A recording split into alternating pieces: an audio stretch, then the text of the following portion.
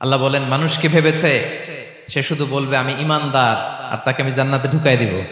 না, কখনো না, কোশ্চিন কালেও না। আমাদের জীবনে যত হতাশা, আমাদের জীবন নিয়ে যত অভিযোগ, আমাদের মনে যত কষ্ট, আমাদের হৃদয়ের ভেতরে যত অস্থিরতা, তার মূলে হচ্ছে এই সমস্যা যে আমরা ভুলেই গেছি আমরা পরীক্ষা দিতে আসছি। এই পৃথিবীর ফিচার হচ্ছে এখানে বিপদ থাকবে, বিপদ ছাড়া কেউ থাকবে না। স্ট্রাগল থাকবে, কষ্ট থাকবে, ঝুঁকি থাকবে, রিস্ক থাকবে, এবং নানা ধরনের বিপদ আপদ দিয়ে আল্লাহ তাআলা আমাদেরকে পরীক্ষা করবেন। এটা মাস্ট, এটা আমাদের মাইন্ডসেটে নিয়ে নিতে হবে।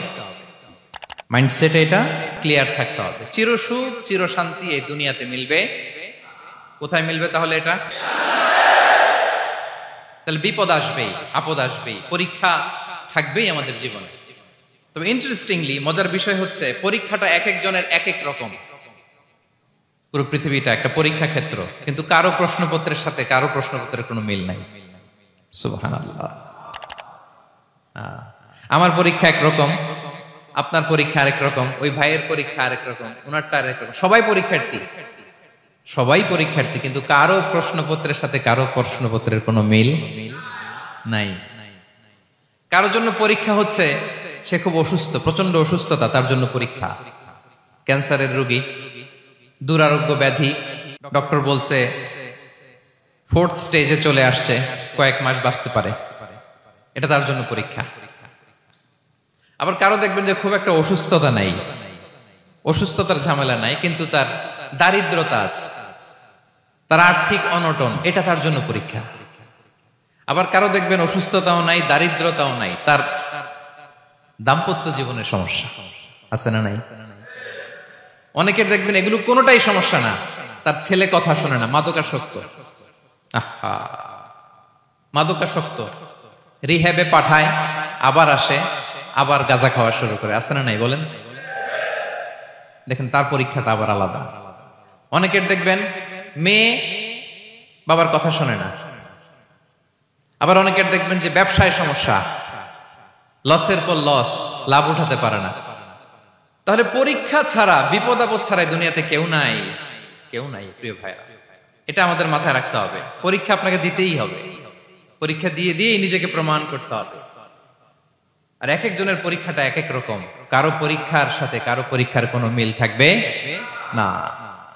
তো মাঝে মাঝে আমরা এটা ভুলে যাই। আল্লাহ তাআলা কালামে পাকে রিমাইন্ডার দিয়ে আমাদেরকে স্মরণ করিয়ে দিতে চান যে এই পৃথিবীতে আসলে তোমরা এসেছো পরীক্ষা দিতে। আমাদের জীবনে যত হতাশা, আমাদের জীবন নিয়ে যত অভিযোগ, আমাদের মনে যত কষ্ট, আমাদের হৃদয়ের ভেতরে যত অস্থিরতা, তার মূলে হচ্ছে এই সমস্যা যে আমরা ভুলেই গেছি আমরা পরীক্ষা দিতে আসছি। এটা যদি ভুলে না যান, এটা যদি আপনার মাইন্ডসেটে থাকে যে পুরো জীবনটা একটা পরীক্ষা, তাহলে দেখবেন কোনো কিছু আপনাকে কাবু করতে পারবে না। আপনি হতাশ হবেন না, জীবন নিয়ে আর অভিযোগ থাকবে না, আপনি ভেঙে পড়বেন না, সব অভিযোগ হতাশা দূর হয়ে যাবে। তার মানে বুঝতে পারলাম পরীক্ষা আপনাকে দিতেই হবে। পরীক্ষা দেয়া ছাড়া এই পৃথিবী থেকে চলে যাওয়ার কোনো চান্স বা সুযোগ আমাদের কারো নেই। সূরাতুল আনকাবুতে আল্লাহ তাআলা এই কথাটা আরো চমৎকার ভাবে বলেছেন। আল্লাহ তাআলা ইরশাদ করছেন, আহাসিবান নাসু আইয়ুতরাকু আইয়াকুলু আমান্না ওয়া হুম লা ইফতানুন ওয়ালাকাদ ফাতান্নাল্লাযীনা মিন ক্বাবলিহিম ফালা ইয়া'লামান্নাল্লাহুল্লাযীনা সাদাকু ওয়ালা ইয়া'লামান্নাল কাযিবিন। আল্লাহ বলেন মানুষ কি ভেবেছে সে শুধু বলবে আমি ঈমানদার আর তাকে আমি জান্নাতে ঢুকাই দিব? না, কখনো না, কোশ্চিন কালেও না।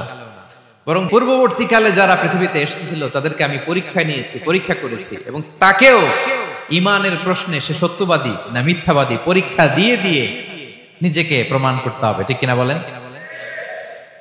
পরীক্ষা দিয়ে আপনাকে প্রমাণ করতে হবে।